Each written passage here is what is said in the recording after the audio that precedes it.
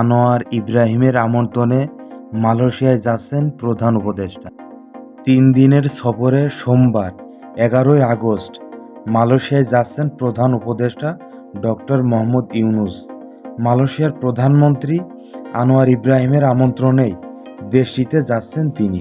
সেখানে মঙ্গলবার 12ই আগস্ট দুই দেশের সরকার প্রধান পর্যায়ের বৈঠক অনুষ্ঠিত হবে। ওই দিন সকালে পুত্রজায়ায় আনুষ্ঠানিক দ্বিপাক্ষিক বৈঠকে বসবেন ডক্টর মোহাম্মদ ইউনূস ও আনোয়ার ইব্রাহিম। দ্বিপাক্ষিক এ সফরে প্রতিরক্ষা, জ্বালানি ও হালাল খাদ্যসহ বিভিন্ন খাতে 5টি সামঞ্জস্যতা স্বাক্ষর এবং 3টি নোট বিনিময় হওয়ার কথা।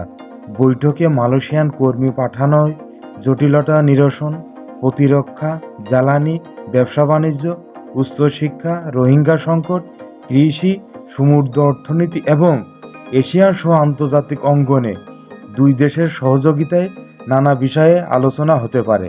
উল্লেখ্য, 2024 সালে 5 আগস্ট আওয়ামী লীগ সরকারের পতনের পর ডক্টর ইউনূসের নেতৃত্বে অন্তর্বর্তী সরকার ক্ষমতা গ্রহণ করে।